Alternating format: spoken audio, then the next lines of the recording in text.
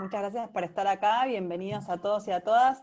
Hoy continuamos este ciclo que estamos llamando Hacedores del Teatro. Comenzó el martes pasado con el encuentro con PIT, Profesores Independientes de Teatro, y lo vamos a seguir el martes que viene con ATIA, que es la Asociación de Técnicos de Teatro Independiente de Argentina.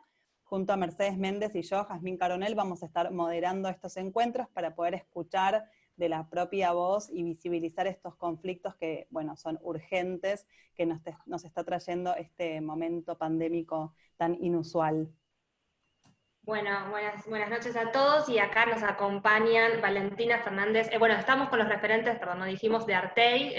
Artey es la asociación que reúne a todos los directores, referentes y dueños de salas de teatro independiente de Buenos Aires, o un grupo, y acá tenemos a 4 integrantes de directores y referentes de salas de teatro independiente de Buenos Aires muy importantes. Valentina Fernández de Rosa representa al Excéntrico de la 18, Mariano Stolkiner al Teatro del Extranjero, Alejandra Carpinetti a la Carpintería y Alejo Zambán a la Sala No Avestruz. Ahí están todos, bueno, y la idea era arrancar un poco, que nos cuenten primero cuál es la situación. Sabemos que en Artey hicieron un relevamiento, primero esta cuestión de necesidad como de censar, a ver cómo están todos, cuál es la situación. Algunos datos para los que no saben, que en abril solo el 22% de las salas de teatro independiente logró pagar el alquiler, según datos de todas estas entidades que reúnen a las salas de Buenos Aires, y entendemos que esto fue en abril y que mayo y junio solo empeoró la situación. Entonces queríamos tener la mirada de ustedes, a ver, bueno, cómo es esto, cuáles son los temas más urgentes que les generó el aislamiento, la cuarentena y la imposibilidad de abrir las salas. ¿Quién quiere empezar? Bueno, voy a contar un poco yo algo que es interesante, que bueno, dicho sea de paso, hoy nosotros tuvimos asamblea, nos estamos reuniendo cada 15 días de forma virtual, y bueno, y hoy un poco se discutía, creo que hay 3 cuestiones que yo en general trato de mencionar, que evidencian, bueno, la problemática que estamos atravesando los que trabajamos en salas de teatro independiente, los que somos tanto productores como directores, actrices del mundo del teatro independiente, y en particular las salas hoy tienen 3 ejes que ponen en crisis su continuidad, porque sabemos que hoy hay un presente que es muy duro, pero sobre todo lo que también nos preocupa es la construcción de una salida después de esta pandemia, ¿no? Creo que nos preocupa a nosotros y le preocupa al mundo. Sabemos que se está hablando de que el mundo se va a encontrar a nivel mundial una desocupación casi de un 50%, ¿no? Entonces uno, bueno, tiene que pensar lo local, pero obviamente el contexto mundial va a ser muy complejo. Yo creo que hoy hay 3 ejes fundamentales sobre los que tenemos que trabajar, los que tenemos salas de teatro independiente, que tiene que ver, una, con la problemática que vos nombraste, que tiene que ver con los alquileres, que hoy hacen a una diferencia en la posibilidad de continuar con los espacios. Hay otra problemática que no es, digamos, sabemos muy bien que las problemáticas que hoy se evidencian son problemáticas estructurales y que hoy se ponen muy crudas, ¿no? Sabemos que el tema de los alquileres, tanto a nivel de vivienda como a nivel comercio, es una problemática estructural de la ciudad de Buenos Aires y del país. Sabemos que el vínculo con las energéticas y con las privatizadas también es una problemática que se visibilizó mucho durante el macrismo y que hoy otra vez vuelve a ser el monstruo que ataca a los espacios culturales y donde pedimos que el Estado intervenga en relación a esto. Y creo que hay un tercer eje que hablábamos hoy en la asamblea, y era cómo pensar una salida a esta pandemia. No solo hablábamos del protocolo sanitario y de que siempre, y que estamos trabajando, acá los compañeros van a contar, en la construcción de un protocolo específico para la actividad, pero también pensamos, hoy salió algo muy interesante, que es el protocolo económico, ¿no? Sabemos que la palabra de protocolo tampoco es propio de la pandemia, sino que se viene hablando de protocolos en un montón de sentidos, digo, desde el feminismo habla de protocolos y siempre estamos pensando en cómo actuar frente a las situaciones. Creo que hoy el protocolo tiene que todos los protocolos que surjan y que se piensen tienen que estar pensados en una estructura económica que los permita que sean viables, ¿no? Y que permiten reinsertarnos en una economía que está totalmente paralizada y una actividad que está sufriendo fuertemente. Sí. Ese es un poco el estado, ¿no? Y en lo que estamos trabajando. Sí, sumando por ahí a lo que dice Ale, no se podría como dejar de nombrar la importancia que tiene los y las trabajadoras dentro de los espacios, ¿no? Porque así como el eje, uno de los ejes fundamentales está en los alquileres y las tarifas, que eso, digo, atañen a los espacios en la particularidad. Después hay un grupo enorme de gente que de alguna u otra manera, digo, trata de conducir su economía alrededor de las salas teatrales y del hacer teatral. Y para eso se necesita una respuesta urgente, digo, porque esa gente, insisto, más allá de lo que les pase a las salas, es gente que tiene que pagar el alquiler de su casa, digo, ir a hacer las compras para poder comer, y ese es un principio fundamental que nos preocupa a la hora de pensar en cuáles son las cuestiones que tenemos que atender con mayor prontitud, ¿no? Pensaba, como para arrancar un poco, ir hilvanando los temas, si nos podían contar a todos y a todas cuántas son las salas en Buenos Aires, cómo se hicieron un censo ahora y cómo está el momento actual, digamos, esto que el 22%, si es así tal cual, cómo están relevados los datos, cuántos trabajadores están activamente, ¿no? No sé cómo lo llaman ustedes, pero cuántos están trabajando, no en persona, pero que tienen que cobrar un sueldo en este momento en las salas. Si tienen esos datos, como para ir conociendo esta problemática que es mucho más grande de la que parece. Mira, actualmente hay algo que es interesante, que es lo que es la cuestión del censar.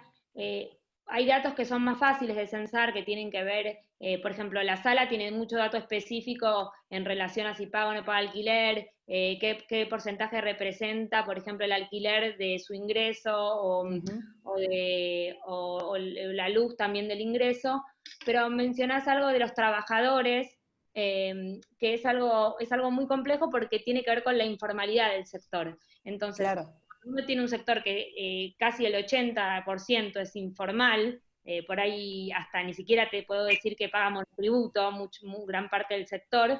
Entonces, ¿qué pasa? Es muy difícil de censar porque la circulación es permanente, es de poco tiempo en los espacios, pero es claro, digamos, el año pasado habíamos hecho un censo cuando fue en mayo, nosotros habíamos hecho una conferencia de prensa donde hablábamos de una emergencia cultural, ¿no?, que veníamos arrastrando durante todos los años del macrismo, y el año pasado un momento muy crudo en mayo, y nosotros pudimos hablar que en los espacios culturales circulaban más de 5.000 personas, trabajaban en los espacios culturales de manera informal, ¿no? Lo cual habla de una gran cantidad de gente que necesita estar en actividad permanente para poder generar su ingreso, ¿no? Creo que eso es lo importante, que el parate de la actividad no puede ser, no hay estructura que la sostenga, ¿no? No hay estructura que la pueda contener. Sí, porque sí, Alejo. no, me parece lo que está diciendo Alejandra es muy claro, en el sentido que, digamos, la pandemia lo que hace es dejar a la vista algo que ya era precario y que ya era muy difícil de sostener antes. Nosotros ya hablamos de emergencia cultural desde hace más de un año. Hemos planteado en esta asamblea abierta que hicimos, en esa convocatoria que hicimos en Timbre 4 el año pasado, digo, ya estábamos planteando ahí que no podíamos pagar las facturas de los servicios. Y lo que hace la pandemia es empujarnos más al borde, en una situación que ya es compleja. Lo que veníamos denunciando en los trabajos de relevamientos y demás que venimos haciendo desde hace tiempo es lo que viene pasando en los últimos años, que es, por un lado, los costos de sostenimiento se habían disparado, y por otro lado, la afluencia de público, la actualización en el valor de las entradas y demás no acompañaban esto que se había disparado. Y entonces, en un sistema que de por sí de funcionamiento ya es frágil, bueno, había una situación que se hacía casi insostenible. La pandemia lo que hace es completamente, digo, empujarnos hacia el borde, y tenemos las salas, hemos sido de los primeros en cerrar, porque cerramos antes que la cuarentena se declarara formalmente, y seremos de los últimos en volver. Por más que estamos trabajando y mucho en avanzar en protocolos y demás de trabajo, digo, por ahora lo que estamos planteando es una vuelta a las salas sin público. Y entonces lo que sucede con esto es que se hace imprescindible una presencia del Estado fuerte, contundente, que contenga a la actividad. Sí, digo, realmente una de las cosas que sucedieron el año pasado cuando trabajamos en el Día del Teatro Independiente era que declarábamos con mucho ánimo que Buenos Aires sea la capital internacional del teatro independiente. Bueno, si Buenos Aires va a ser la capital internacional del teatro independiente, tiene que haber un Estado acorde, que acompaña, que contenga, que promueva la actividad en términos, digamos, económicos, en términos de inserción cultural, en términos de inserción social, digamos, es bastante más abarcativo. Digamos. Ahora estamos atrapados por una coyuntura, pero eso no nos puede permitir o impedir que veamos, digamos, más hacia adelante también. De alguna manera tenemos que resolver los problemas de ahora, pero tenemos que empezar a trabajar hacia adelante, porque es largo esto. Sí, tal cual, es largo, es clarísimo lo que dicen, y nada, remarcar esto, que el sector ya venía de una emergencia cultural y económica muy grande, y esta pandemia y la cuarentena con las salas cerradas obviamente ya, o sea, nos pone como al borde cada vez más crítico del asunto, y también remarcar esto, también que dijo Alejo, de que en todos lados siempre estamos diciendo que Buenos Aires es la capital del teatro mundial, la primera capital en habla hispana según la UNESCO. Estas son cosas, y tenemos todos esos títulos, esos grandes titulares, y después, bueno, hay que sostener porque se hace a costa de mucha gente esforzándose y no ganando un peso y poniendo en riesgo sus ahorros y las cosas que tienen para que estos títulos existan. Así que la pregunta que me viene inmediatamente en base a esto es, bueno, ¿cómo han tenido reuniones con el Ministerio de Cultura? Sabemos que siempre depende de los tiempos, o sea, antes de la pandemia, ¿no? Se dependía de los tiempos y de la burocracia, y ahora cómo es la respuesta que tienen del gobierno. Se lanzaron varios planes, el plan Podestá, si pudieron sumarse a eso, cómo es la respuesta real en las salas de los vínculos con el Estado, y qué más se necesitaría para ustedes por parte del Estado para que la situación sea al menos un poco menos crítica. ¿Quién quiere contestar? Valentina. Valentina. Vamos, vale. Vamos, Valen. Mira, tenemos conversaciones a nivel Ciudad de Buenos Aires y a nivel Nación. Lo que nos pasa es que, como bien dijeron mis compañeros, esto inició en marzo, estamos en junio, y al día de hoy no todas las salas recibieron ayuda. De ciudad todavía no recibimos ninguna ayuda, no terminaron como sus circuitos administrativos y toda la parte burocrática que hace que la sala pueda llegar a cobrar lo que está esperando. Y a nivel nación estuvo el Podestá, pero bueno, nada de estas medidas llegan a todos. Lo que nosotros estamos intentando desde Artei es que todas nuestras salas, que somos 103 en este momento, tengan la posibilidad de recibir alguna ayuda. Y bueno, venimos trabajando fuertemente para eso, con un resultado, digamos, más lento de lo que queremos. Estamos en una emergencia. Esperábamos resultados acordes a los tiempos de esa emergencia, y eso no está haciendo de esta manera.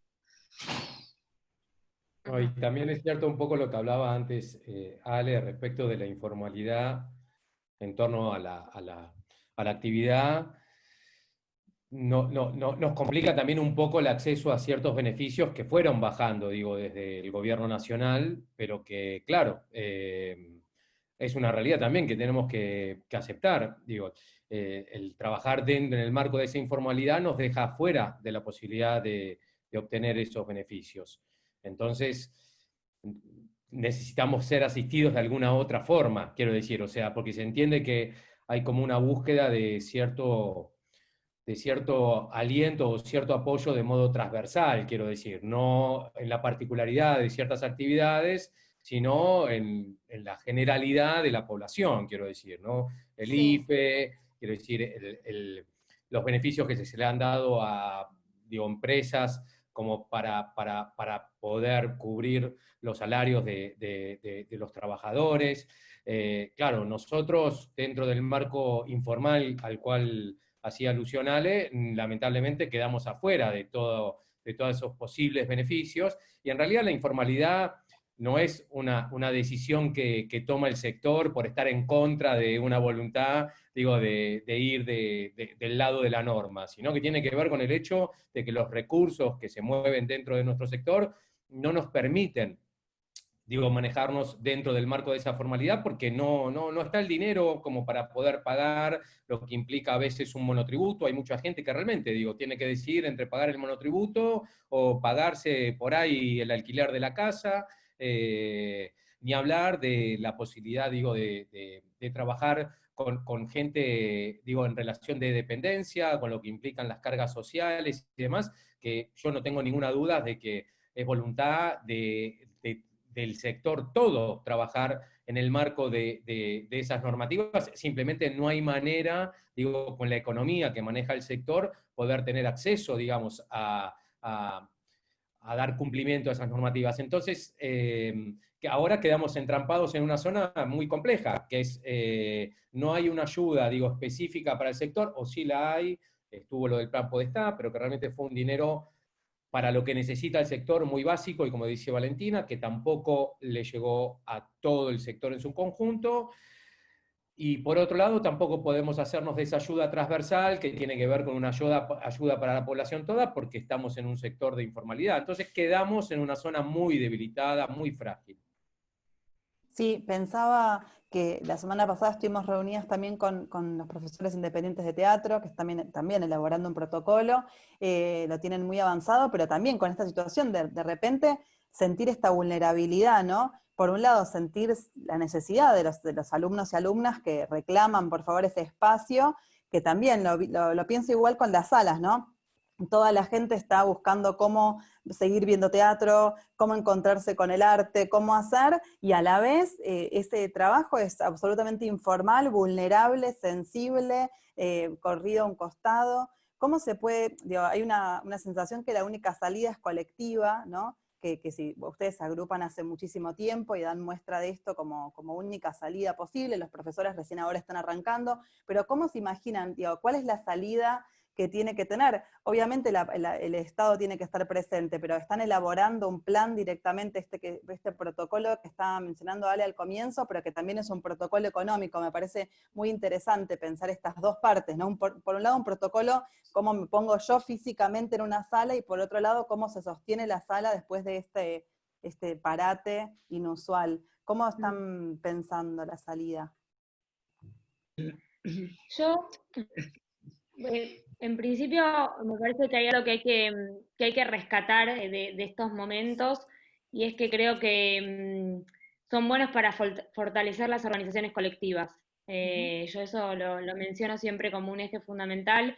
Si bien Artei tiene ya más de 20 años de existencia y de una gran organización política, entonces nosotros nos encuentra un poco mejor parados, tanto para dialogar con el Estado como para armar planes estratégicos de salida, de negociación y visibilizarnos, ¿no? Obviamente.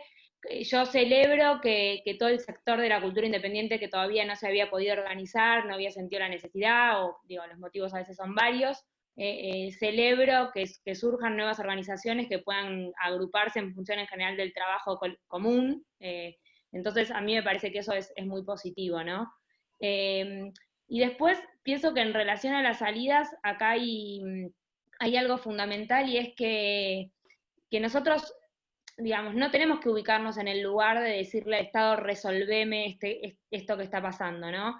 Yo creo que sí hay algo claro, que es, sabemos que el Estado te salva, el mercado te mata, digamos, entonces queremos dialogar con el Estado.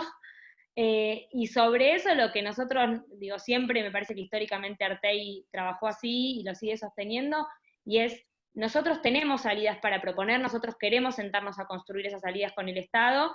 Lo que necesitamos es que haya voluntad política y que haya una fuerte escucha de los que conocen al sector y al campo teatral independiente, ¿no? No hay nadie mejor que nosotros para describir las problemáticas y encontrar las soluciones. Digo, nosotros tenemos claro qué queremos hacer en relación a las tarifas, tenemos claro qué estamos pudiendo construir en relación a lo complejo que es la situación de los alquileres.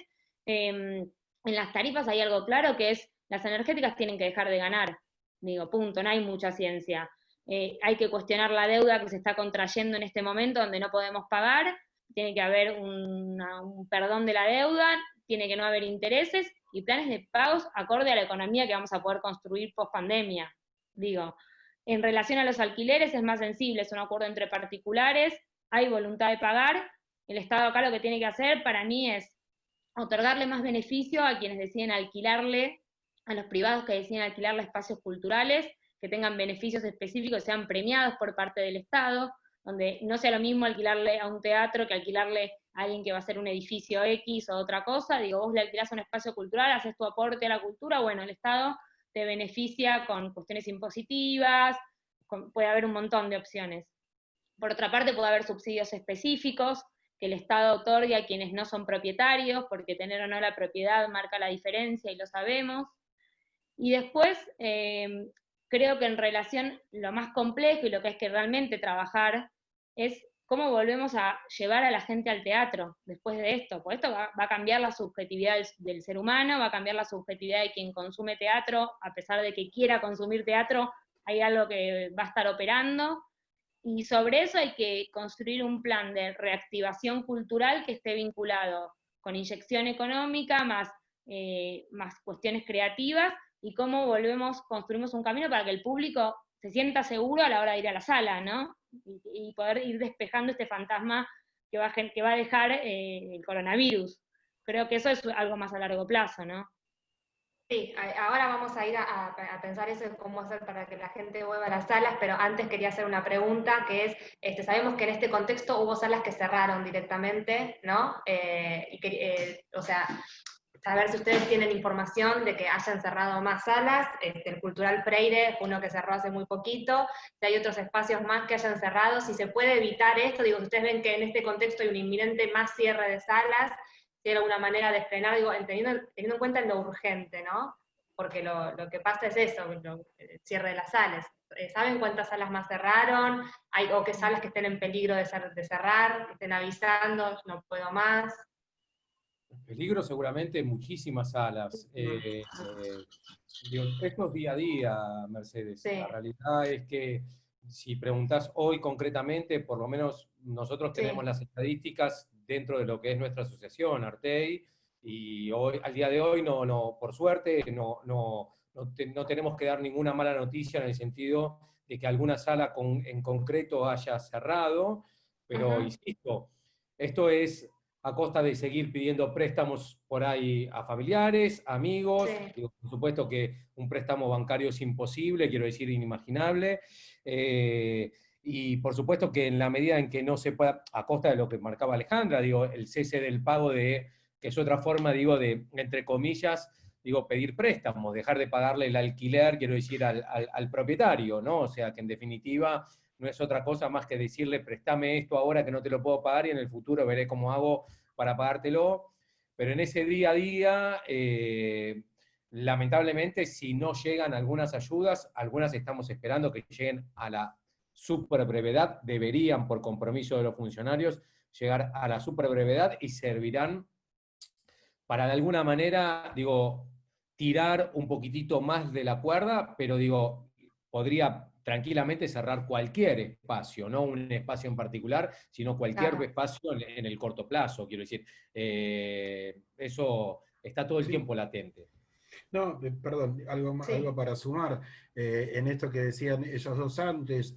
Todo esto que dejamos de pagar no es que se nos condona, digamos, sino que de acá en 2 meses, en 3, en 4, en lo que sea, en algún momento tenemos que empezar a pagar.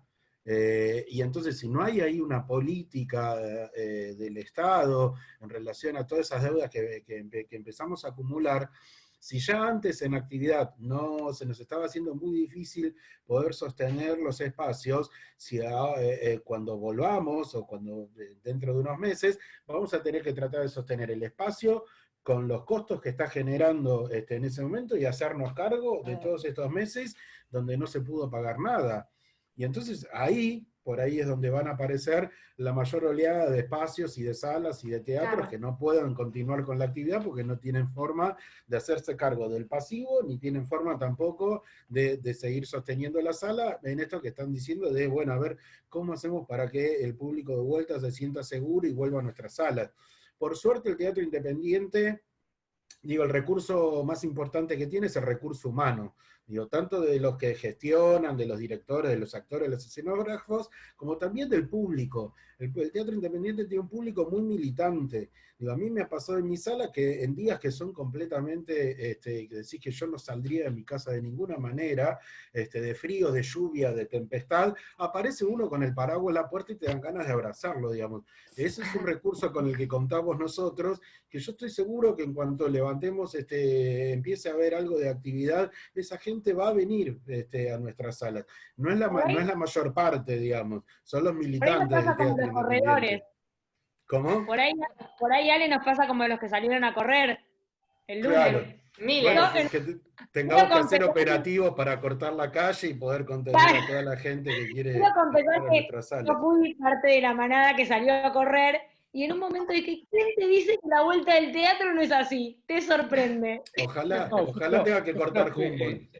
saliendo del chiste, digo, es probable que haya un sector que tenga ganas y esté ávido por volver a ver teatro independiente. El problema también es la economía de esa gente, cómo va a quedar, quiero decir. O Sí. sea, cuáles van a ser las condiciones que van a tener esas personas a la hora, digo, de poder pagar una entrada. Y nosotros, por supuesto, que yo imagino que después del tiempo de parate que vamos a tener, brazos abiertos de recibir gente y si no puede pagar la entrada, digo, recibirlos igual en las salas con tal de volver a compartir ese momento mágico que es el de una obra de teatro. Pero la realidad es que no vamos a poder, digo, sostenernos en el tiempo si la gente no tiene el dinero también para pagar las entradas.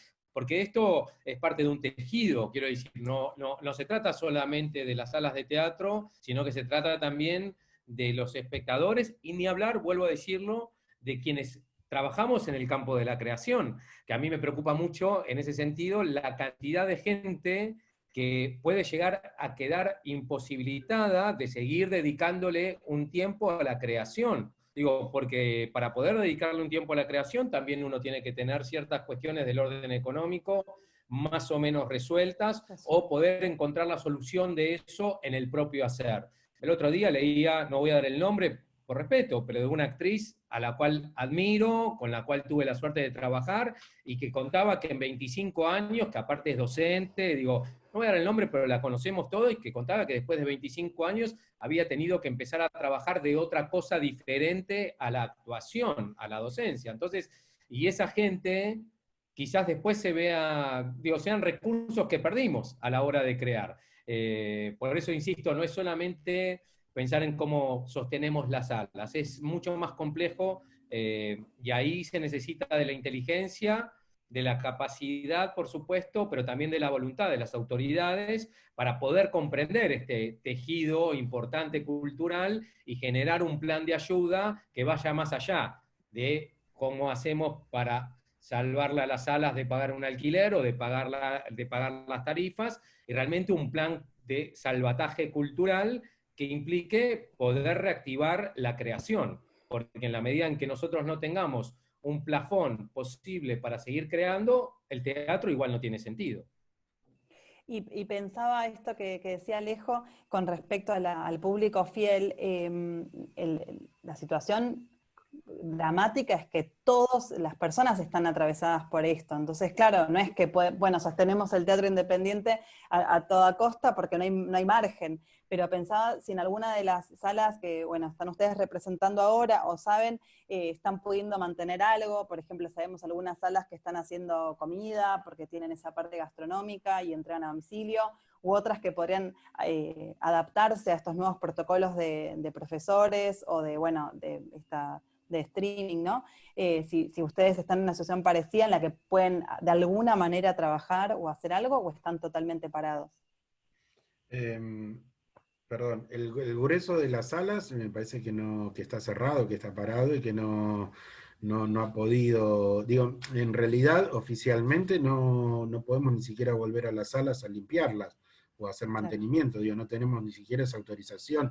Sé que los que tienen algún emprendimiento gastronómico tienen la autorización como para poder ir a hacerlo, pero lo que se ve es que con el funcionamiento actual de delivery, takeaway, qué sé yo, no, tampoco es que pueden sumar una entrada de dinero sustancial por ese lado. Y en cuanto al protocolo, lo que nosotros armamos desde Artei, y ahora la semana pasada logramos consensuar la etapa 1 con ADET y con el teatro oficial, digamos, con el Centro Cultural San Martín, y adhieren también Escena y el PIT. Esa es la primera etapa, que es la vuelta a las salas, y la vuelta a las salas sin público, digamos, empezar a pensar en hacer algunos ensayos, en algunos trabajos, hacer mantenimiento de las salas, ver si se puede, alguna sala puede generar algo de contenido streaming, y después estamos pensando, sí, en etapas siguientes, una vuelta a las funciones con distintos porcentajes de público en sala. Pero ninguno de ninguna manera va a resolver la situación económica de las salas. Digo, el protocolo se está pensando, tiene que ver con lo que decía Mariano hace un rato, digo, la necesidad de volver a la sala para volver a habitar el espacio, para volver a crear, para volver a hacer cosas, pero lo económico no está comprendido en eso. Por eso es necesario, lo que decía también él al principio, de pensar otras estrategias. Sí, perdón, Valentina, sí. No, digo que mientras tanto, todos nosotros que somos gestores de espacios, todos estamos generando actividades o con nuestros alumnos, o de charlas, o en muchos espacios se ven funciones de cosas que había en el espacio. Es un poco, creo que lo que estamos intentando, los que estamos en este punto, es seguir conectados con la gente, porque además se ve una enorme necesidad de la gente de estar ahí, de compartir, de vernos, a nosotros en el Excéntrico nos pasa con los alumnos, nos pasa con el público. Hicimos una clase y había 150 personas en una charla sobre edición de video y nos sorprendió.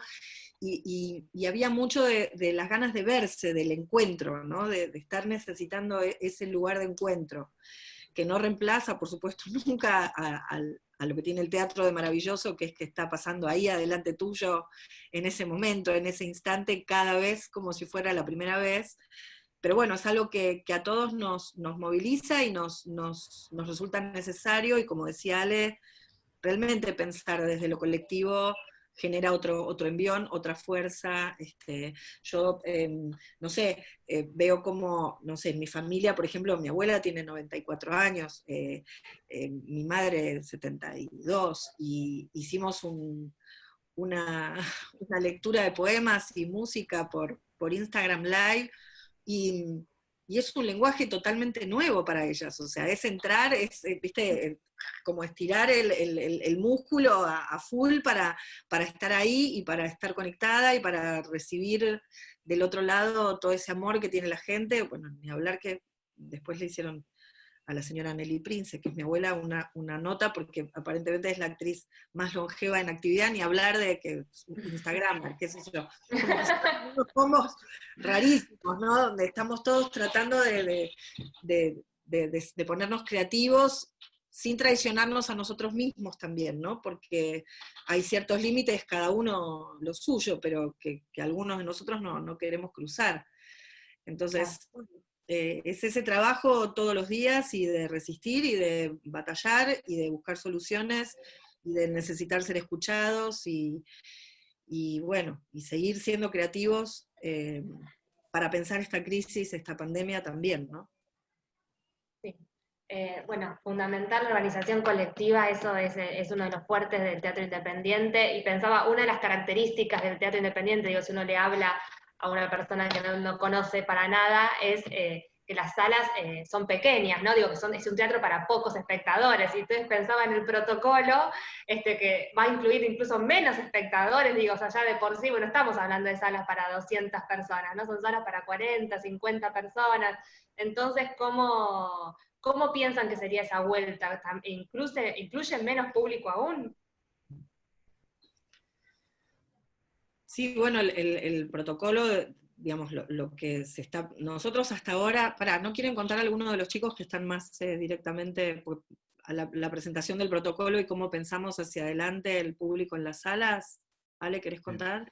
Sí, sí, lo del protocolo, bueno, era un poco lo que les contaba antes, digamos, recién lo que se presentó a las autoridades de la Ciudad de Buenos Aires es la etapa primera, que es volver a las salas, Sí. para, bueno, trabajar en el mantenimiento y demás, y empezar con algún ensayo, algo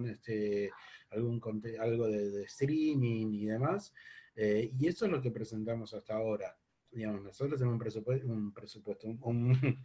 tenemos un protocolo mucho más avanzado donde contempla sí etapas a futuro con vueltas de público paulatinas, digo, sujetas digo, a lo que se baja del Ministerio de Salud. Y Con respecto a la planteamos, cantidad de personas que pueden estar reunidas. claro, exacto, Ajá. a la cantidad de personas que pueden estar reunidas, al distanciamiento social y demás, y entonces ahí planteamos en el protocolo distintas escalas de trabajo con distinta afluencia de público a la sala. Eso todavía no lo presentamos, lo seguimos trabajando, lo hemos presentado sí a algunas instancias, digamos, como más sanitarias, para que nos den su devolución, pero es de largo alcance, digamos. Apuntamos, igual estamos como justo en el peor momento de la cuarentena y de Sí. la pandemia y de todo, está explotando todo, pero apuntábamos a que, no sé, en un par de meses pudiéramos empezar a hacer algo. Ahora no lo sé. Y es todo un desafío también para la escala que tenemos nosotros en nuestras salas de trabajo, asumir lo que nosotros mismos estamos diciendo que tenemos que hacer para que sea seguro. O sea, tampoco es que abarca, ojalá, nosotros lo pensamos para que todas las salas puedan utilizar ese protocolo y ser parte, pero es difícil. Digo, una de las cosas importantes de nuestra actividad, y acá en la Ciudad de Buenos Aires sobre todo, es la diversidad de espacios y de formas de gestión, y entonces es muy difícil pensar una forma de trabajo en la que todos se puedan sentir incluidos y a los que les pueda servir. No sé, el contexto no está siendo en este momento como el más No. propicio para esto. Sí, Y de todas pensaba maneras, que, también, perdón, Mariano. perdón, no, Jazmín, está bien. No, que pensaba que, claro, que en realidad este es el peor momento aparentemente de la curva, entonces también pensar en una salida rápida es una locura, que nadie quiere, ¿no? Entonces que tal vez la solución sea sostener las salas, digamos, que de acá, cuando la situación se normalice, las salas sigan estando de pie, ¿no? Como, bueno, más allá de la situación de los intermedios y las transiciones, que bueno, son bienvenidas siempre, pero en realidad el objetivo tendría que ser que para septiembre, octubre las salas sigan estando sanas, ¿no? Nos encuentren a todas abiertas, digo, Claro, no vaya a ser respetando. cosa que cuando volvamos a la normalidad, bueno, se hayan quedado en el medio un Sí. montón de salas. Digo, lo demás puede ser una transición. Yo no estoy en Buenos Aires y en el interior, ahora no estoy en Buenos Aires y en el interior es otra realidad, ¿no? Casi todo está volviendo lentamente a Sí, su situación inicial, pero bueno, Capital es Federal que- no. sí, es que esto, perdón, pero esto expone algo, digo, si estás en el interior y me parece que es un tema muy interesante, esto expone algo que lo que está en crisis claramente es la vida en la urbe, ¿no? Sí, Lo que está en mal. crisis es la vida en la ciudad, lo que está en crisis es con la concentración cultural, digo, la concentración económica en la ciudad, pero digamos, nosotros que Todo. estamos en la cultura, es la concentración cultural en la ciudad y que claramente a los que estamos pudiendo aprovechar este momento también para pensar otras cosas, además de sobrevivir, porque a veces cuando solo se puede pensar en sobrevivir, digamos, no se puede pensar en otras cosas. En la Eh, productividad. sí, tiene que ver con que, bueno, con que hay algo de que hay que empezar a ocupar el territorio para otros lados, ¿no? Porque los que estamos a full en el pico de la curva somos los que estamos en el AMBA, ¿no? Y el resto del país ya la está superando. Entonces, a mí en lo personal lo que me empieza a pasar es que digo, bueno, ¿qué sentido tiene seguir viviendo si lo que va a pasar es lo que dicen que va a pasar, que es es una seguidilla de pandemias que van a empezar a venir año tras año. Bueno, entonces claramente acá hay que cuestionar algo más profundo, ¿no? Porque eso es terrible. Pensar que en otros lugares la actividad cultural está volviendo, ¿no? Y a su vez, bueno, Buenos Aires concentra una actividad teatral independiente muy fuerte y donde, bueno, es muy posible sostenerla por un montón de motivos, ¿no? Entonces, Sí, qué y una de difícil. ellas es la densidad poblacional, o sea, puede sostenerse porque hay mucha gente, esa mucha gente ocasiona, es un círculo difícil de salir, pero bueno, Produce y consume, claramente ¿no? sí hay un problema, se atasca, pero digo, más allá de todas las reflexiones que son válidas y están buenas en algún sentido, ¿no? Repensarnos, hay algo real y concreto que es que la Ciudad de Buenos Aires tiene como un sello de teatro independiente, ¿no? Como se jacta de ese patrimonio intangible, que es muy difícil de valorar a la hora de ponerle número, y a la vez, bueno, es como un galardón para la ciudad. Entonces, ahí hay pensaba al principio lo que decía Sale, esto de, bueno, no sé al principio, hace un rato, pero que solamente los dueños y dueñas de salas saben las problemáticas internas, si son escuchados desde ese lugar, porque digo, hay soluciones que puede dar gente desde afuera que no son viables, ¿no? Sí, sí, yo en ese sentido no creo que tiene que ver, la escucha existe, pues, digamos, tenemos interlocutores que están vivos, eso yo siempre lo digo y lo celebro. Digamos, tenemos un ministro en la ciudad que diferencia más, diferencia menos, se construye como un interlocutor y eso nosotros de Artei lo celebramos digamos, se trabaja en esa línea. Em, lo que pasa un poco es que, bueno, acá hay algo muy fuerte que hay mucho deber puesto sobre los que hacemos cultura independiente, ¿no? Porque uno siempre se pregunta, ¿y a quién le importa lo que nos pasa a nosotros, ¿no? ¿A quién le importa la cultura independiente, ¿no? Digo, siempre está en estos momentos de crisis esa pregunta, ¿no? Como que eso es lo que un poco atraviesa esta situación, que es a qué parte del Estado le importa, a qué parte de la sociedad le importa, ¿no? Y en eso uno piensa a la vuelta también. Como que uno va a poner a prueba un poco cuánto pregna en la subjetividad de la sociedad la cultura que producimos nosotros, ¿no? Que para nosotros es trascendental. Si la dejamos de hacer, varios de nosotros empieza a caer sentido la vida, ¿no? Pero uno le arroja esas preguntas a la sociedad, ¿no? Bueno, un poco el rescate de nuestra actividad va a tener que ver con cuánto pregna en el otro, digamos, cada uno va recibiendo un poco un termómetro, tiene un termómetro de cómo la sociedad va acompañando estos procesos de la cultura, ¿no? De la cultura, ¿no? Sí, y también reconocer que hay un... Yo escucho mal. Entró, hay como un eco ahora. Ahí está. Reconocer que a mí me gustaba muchísimo lo que habían planteado los profesores de Teatro Independiente la semana pasada, que bueno, todo arranca en las clases, todo comienza en las clases, lo plantearon así como una especie de eslogan, de punto de partida, porque bueno, digo, esta subjetividad, sí, del Teatro Independiente, qué es el Teatro Independiente y qué no. Bueno, en realidad después uno lo ve en esferas más grandes, en actores y actrices que van a trabajar a otros lugares y demás. Bueno, y es por una situación de base, de mucha cultura, de mucho trabajo, que se sostiene a fuerza de que existan un montón de salas heterogéneas, cada una trabajando de diferente manera. Entonces, tal vez el desafío es encontrar la forma de que eso se sostenga, ¿no? De que esa diversidad o que esas diferencias que son constitutivas para nuestra cultura se sostengan y existan con buena salud, digo, desde Aleso, deprimido, hoy en día enfermo y deprimido porque su escuela no se puede sostener. Bueno, ¿qué hacemos con ese patrimonio? O sea, ¿cómo sostenemos eso? Sí, sí, totalmente. Sí, eso...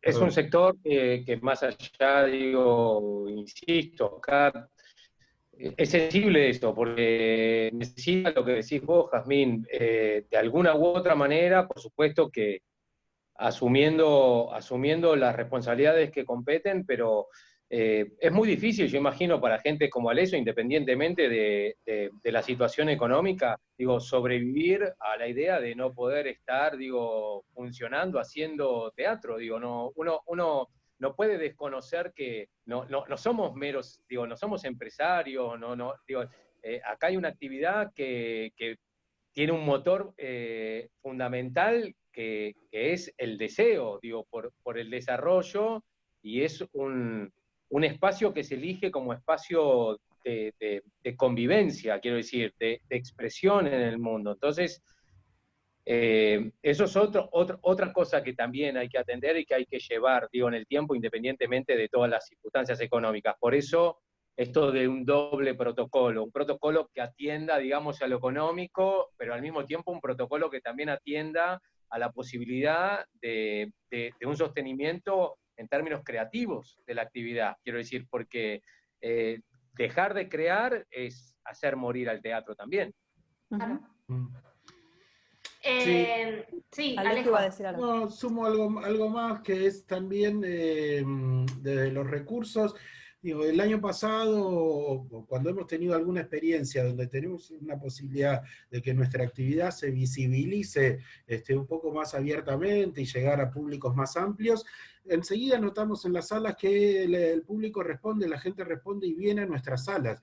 Y he visto el año pasado en algunos contextos de festival o de la noche del teatro, o de lo que sea, público que nunca había ido a una sala de teatro independiente y que entraba y decía, uy, mirá qué loco esta sala y qué sé yo, digo, que está bueno. Entonces, por eso hablamos de política y no es solo dinero, sino que es ponerse a pensar y a desarrollar políticas que tengan que ver, entre otras cosas, con esto. Decir, bueno, a ver, esta actividad que hace años que se viene desarrollando, digamos, el teatro independiente ha atravesado gran parte del siglo XX, con escasa visibilidad, con el recurso apoyado en lo humano,